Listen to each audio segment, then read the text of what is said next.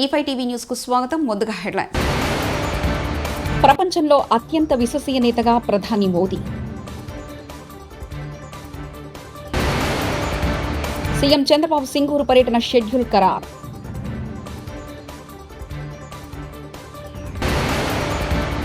రక్షణ ఏరోస్పేస్ పరిశ్రమల స్థాపనకు చైతన్య పండే.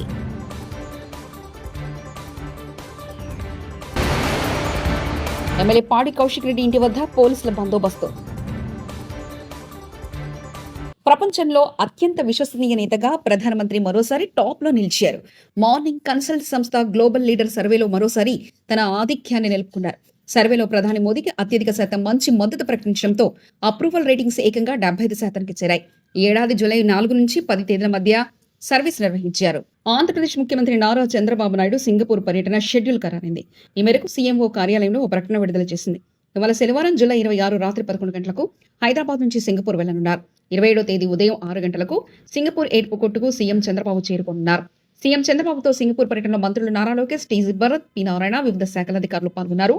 బ్రాండ్ ఏపీ ప్రమోషన్లో పెట్టుబడుల సాధన కోసం రేపటి నుంచి 5 రోజుల పాటు సింగపూర్లో పర్యటించనున్నారు. ఆంధ్రప్రదేశ్లోని దేశంలో రక్షణ ఏరోస్పేస్ పరికరాల తయారీ రంగంలో అగ్రగామిగా నిలిపేందుకు సహకరిస్తామని రక్షణ మంత్రి రాజ్నాథ్ సింగ్ కు టీడీపీ ఎంపీల బృందం విజ్ఞప్తి చేసింది.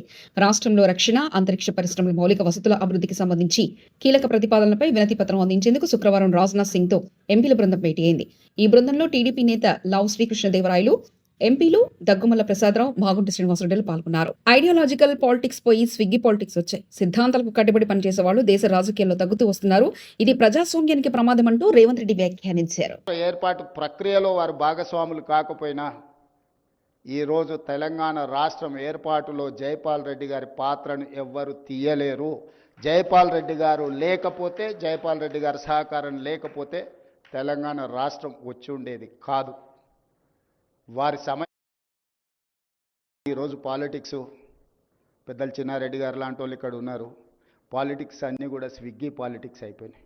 ఐడియాలజికల్ పాలిటిక్స్ లేకుండా పోయి స్విగ్గీ పాలిటిక్స్ వచ్చింది. ఈరోజు ఎవరు ఎంత ఫాస్ట్గా డెలివరీ చేస్తారు, ఆన్లైన్లో ఎవరు వస్తారు, లేకపోతే మనకు కావాల్సింది ఎవరు తొందరగా ఇస్తారని ఎవరు కమిట్మెంట్తో ఉన్నారు, ఎవరి ఐడియాలజీని ఫాలో చేస్తున్నారు, సిద్ధాంతకర్తలుగా లేకపోతే సిద్ధాంతాలను నమ్మేవాళ్ళు, సిద్ధాంతాలను పాటించేవాళ్ళు, సిద్ధాంతాల కోసమే పనిచేసే వాళ్ళు దేశ రాజకీయాలలో తగ్గుతూ వస్తున్నారు. ఇది ప్రజాస్వామ్య స్ఫూర్తికి తెలంగాణ ద్రోహుల లిస్టు రాస్తే మొదటి పేరు చంద్రబాబు నాయుడుది ఉంటే రెండో పేరు రేవంత్ రెడ్డిది ఉంటుందని, రేవంత్ రెడ్డి తెలంగాణ ద్రోహిగా చరిత్రలో మిలిచిపోతారంటూ తెలంగాణ ఉద్యమ సమయంలో ఉద్యమకారులపైకి రేవంత్ రెడ్డి రైఫిల్ తీసుకుని వెళ్లిన ద్రోహి అంటూ హరీష్ రావు వ్యాఖ్యానించారు. ఉద్యమ కాలంలో ఉద్యమకారుల మీద తుపాకులు ఎక్కుపెట్టి రైఫిల్ రెడ్డిగా పేరొందినాడు. ఇవాళ రేవంత్ రెడ్డి ఎన్ని నాటకాలు ఆడినా చరిత్రలో మాత్రం ఆయన తెలంగాణ ద్రోహిగానే మిగిలిపోతాడు. తెలంగాణ ద్రోహుల చరిత్ర ఒక లిస్ట్ అంటూ రాస్తే మొదటి పేరు చంద్రబాబు నాయుడు ఉంటే రెండవ పేరు రేవంత్ రెడ్డి పేరు ఉంటుంది. ఎందుకంటే అది ఎన్నిటికీ తుడిచిపెట్టుకోపోలేదు. కానీ రేవంత్ రెడ్డి గారి మధ్యకాలంలో ఏం చేస్తుందంటే ఈ ఉద్యమాన్ని, మన ఉద్యమ చరిత్రను చిన్నగా చేయాలను, మన కేసీఆర్ ఆనవాళ్లు లేకుండా చేయడం అంటే తెలంగాణ పోరాటాన్ని తక్కువ చేయడం, ఉద్యమ జ్ఞాపకాలను తొలగించే ప్రయత్నానికి రేవంత్ రెడ్డి గారు ప్రయత్నం చేస్తారు. రేవంత్ రెడ్డి పంపిన స్క్రిప్ట్ చదివి కన్ఫ్యూజ్ అయిన బీజేపీ ఎంపీ సీఎం రమేష్ 4-5 నెలల క్రితం ఎమ్మెల్సీ కవిత జైల్లో ఉన్నప్పుడు కేటీఆర్ నా దగ్గరకు వచ్చి బీఆర్ఎస్ ను బీజేపీలో విలీనం చేస్తానని అన్నాడన్న వ్యాఖ్యలు చేసిన సీఎం రమేష్, ఎమ్మెల్సీ కవిత జైల్లో నుంచి విడుదలైన తేదీ ఆగస్టు 28, 2024, 11 నెలల క్రితం కవిత జైల్లో నుంచి విడుదలైతే 4 నెలల క్రితం కేటీఆర్ మీ దగ్గరకు వచ్చి విడిపించమని ఎలా వస్తాడంటూ సీఎం రమేష్ వ్యాఖ్యానించారు. మీడియాకి ఇస్తా, నువ్వు ప్రెస్ మీట్ పెట్టి దీనికి సమాధానం చెప్పు. మా ఇంటికి వచ్చి ఏం మాట్లాడినారు?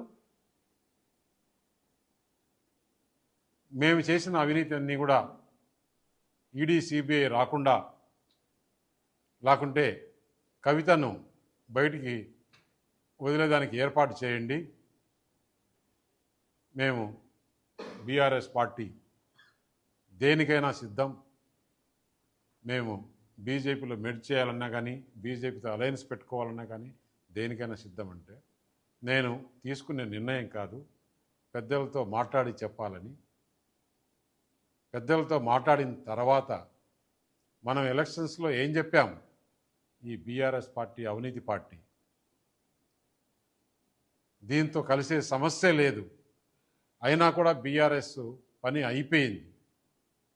పార్లమెంట్లో ఒక సీట్ రాలేదు, గవర్నమెంట్ లేదు, ప్రజలు వాళ్ళని చీకొట్టారు. అటువంటి వాళ్ళతో మనం కలిసే సమస్య లేదని చెప్పిన తర్వాత నువ్వు ఎంత హైదరాబాద్లోని కొండాపూర్లో భారత రాష్ట్ర సమితి ఎమ్మెల్యే పాడి కౌశిక్ రెడ్డి ఇంటి వద్ద పోలీసులు భారీ బందోబస్తు ఏర్పాటు చేశారు. శుక్రవారం ప్రెస్ మీట్ నిర్వహించిన కౌశిక్ రెడ్డి తెలంగాణ సీఎం రేవంత్ రెడ్డిపై ఘాటు విమర్శలు చేశారు. ఈ నేపథ్యంలో కౌశిక్ రెడ్డిపై ఎన్ఎస్యుఐ నేతలు దాడి చేస్తారన్న అనుమానంతో పోలీసులు భారీ బందోబస్తు ఏర్పాటు చేశారు.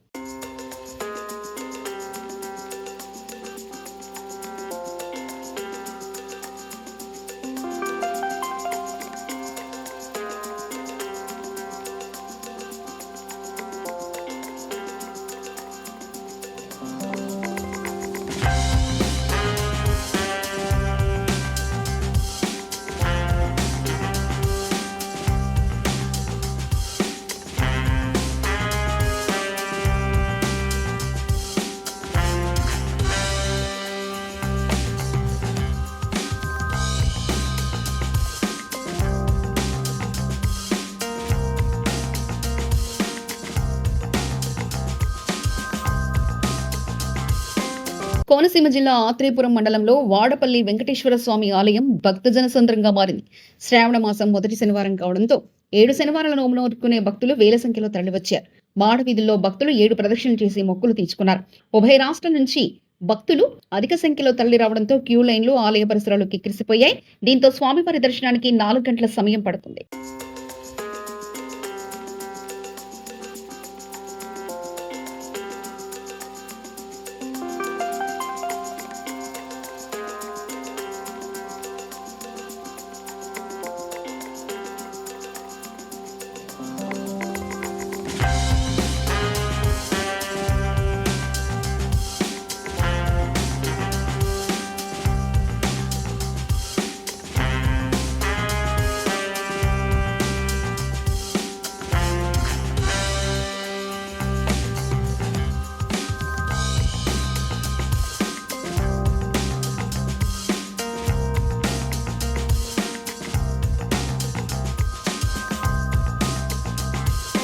తెలంగాణలోని ప్రసిద్ధ పుణ్యక్షేత్రమైన కాళేశ్వరం వద్ద జలకల సంతరించుకుంది. భారీ వర్షాలతో పాటు ఎగువ ప్రాంతాల నుంచి వరద పోతెత్తడంతో కాళేశ్వరం పుష్కర ఘట్ల వద్ద గోదావరి, ప్రాణహిత నదులు ఉధృతంగా ప్రవహిస్తున్నాయి. దీంతో కాళేశ్వరం వద్ద నీటి మొత్తం 8,700 మీటర్లకు చేరుకుంది. మరోవైపు పుష్కర్ ఘట్ మెట్ల వద్ద ఏర్పాటు చేసిన ధ్యాన దీపాలు కొంతవరకు నీటిలో మునిగి బాహుబలి సినిమాలోని దృశ్యాలను తలపిస్తున్నాయి.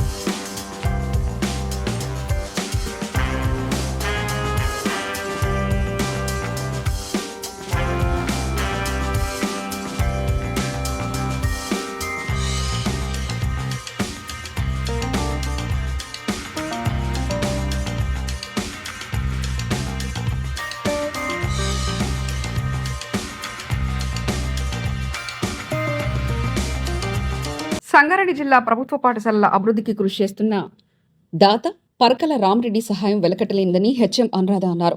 జిల్లా పరిషత్ ఉన్నత పాఠశాల చౌటకూరు గ్రామానికి చెందిన పరకల మంజుల రామరెడ్డి జన్మదిన సందర్భంగా ఉన్నత పాఠశాలలోని సుమారు 400 మంది విద్యార్థులకు స్పోర్ట్స్ డ్రెస్సులు అందజేశారు. ప్రభుత్వ పాఠశాలలో చదువుకుంటున్న విద్యార్థులకు తమ వంతు సహాయ సహకారాలు అందిస్తామన్నారు. విద్యార్థులు శ్రద్ధగా చదువుకొని ఉన్నత స్థాయికి ఎదగాలని సూచించారు. ప్రార్థించే పెదాల కన్నా గుణము మిషన్గా కోరుతున్నాం.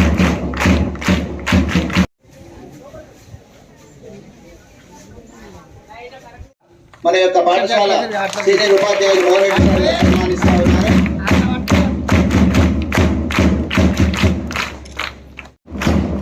అదేవిధంగా ఎక్స్ సర్పంచ్ గారు శ్రీ మొగలయ్య గారిని కూడా వేదికపైకి రావాల్సిందిగా ఆహ్వానిస్తున్నాం. శ్రీ మల్లికార్జున గౌడ్ గారు కూడా వేదికపైకి రావాల్సిందిగా. తాటి ప్రమాద బాధితులకు 10 లక్షల ఎక్స్గ్రేషియా ఇవ్వాలని ప్రభుత్వాన్ని డిమాండ్ చేసిన కల్లు గీత కార్మిక సంఘం. చేర్యాల పట్టణం, సిద్దిపేట జిల్లా, తెలంగాణ రాష్ట్రంలోని గీత కార్మికుల జోల పాటు మరణాలు మరియు శాశ్వత వికలాంగత వల్లే విషాద సంఘటనలు నిత్యం చోటు చేసుకుంటున్న నేపథ్యంలో కాంగ్రెస్ పార్టీ ఎన్నికల ముందు ఇచ్చిన హామీ మేరకు ప్రతి తాటి ప్రమాద బాధిత కుటుంబానికి 10 లక్షల ఎక్స్గ్రేషియా ఇవ్వాలని తెలంగాణ కల్లుగీత కార్మిక సంఘం రాష్ట్ర కార్యదర్శి బూడిద గోపి డిమాండ్ చేశారు. హాస్పిటళ్లకు పోయిన సందర్భం ఉంది. ప్రభుత్వ ఆసుపత్రికి పోతే వైద్యం అందనటువంటి పరిస్థితి. మరి అక్కడికి పోయినాక కూడా సరైన వైద్యము ఆర్థిక స్తోమత లేక అందలేని పరిస్థితి.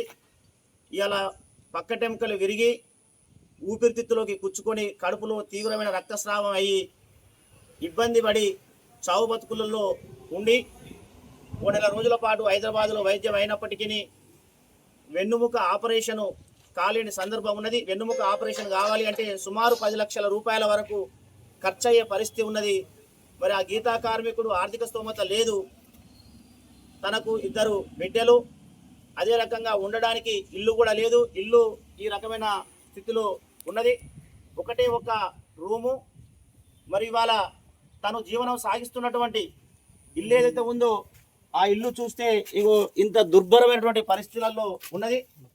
మరి శ్రీనివారు ఇవాళ ఆచేతనమైనటువంటి స్థితిలో తన కుటుంబ జీవనం ఇబ్బందికర.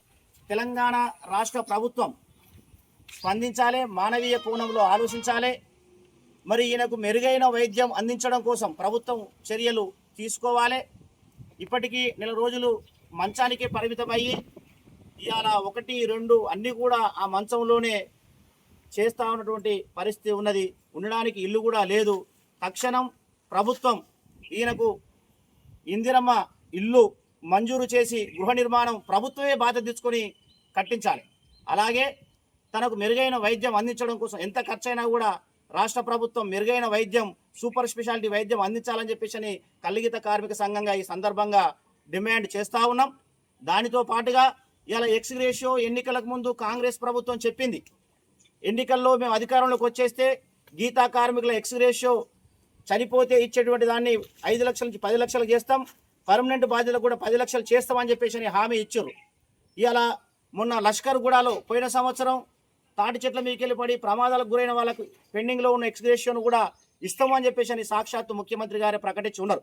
కాబట్టి తక్షణం 10 లక్షల రూపాయల ఎక్స్ రేషియో రేవంత్ రెడ్డి సర్కారు అధికారంలోకి వచ్చినప్పటి నుంచి వెళ్ళి ప్రత్యేకమైనటువంటి స్పెషల్ జీవో తీసి వారికి 10 లక్షల రూపాయల ఎక్స్ రేషియో ఇవ్వాలి అని చెప్పేసి ఈ సందర్భంగా డిమాండ్ చేస్తూ ఉన్నాం. దాంతోపాటు గీతా కార్మికులకు ఇచ్చినటువంటి హామీలు ఏవైతే ఉన్నాయో వాటన్నిటిని కూడా అమలు చేయాలని చెప్పేసి ఈ సందర్భంగా కోరుతా ఉన్నాం.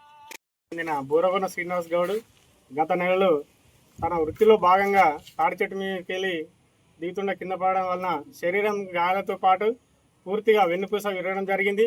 దీంతో అతడు ప్రైవేట్ హాస్పిటల్లో చికిత్స కోసం అనేక హాస్పిటల్ తిరిగి అనేక 5-6 లక్షలు ఖర్చు చేసుకొని కూడా ఇంతవరకు అది. ప్రపంచంలో అత్యంత విశ్వసనీయ నేతగా ప్రధాని మోదీ. సీఎం చంద్రబాబు సింగూరు పర్యటన షెడ్యూల్ ఖరారు.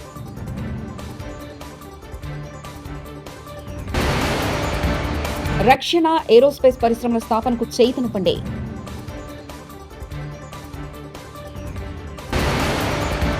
ఎమ్మెల్యే పాడి కౌశిక్ రెడ్డి ఇంటి వద్ద పోలీసుల బందోబస్తు. ఇవి బులెటిన్ విశేషాలు. చూస్తూనే ఉండండి E5 టీవీ న్యూస్.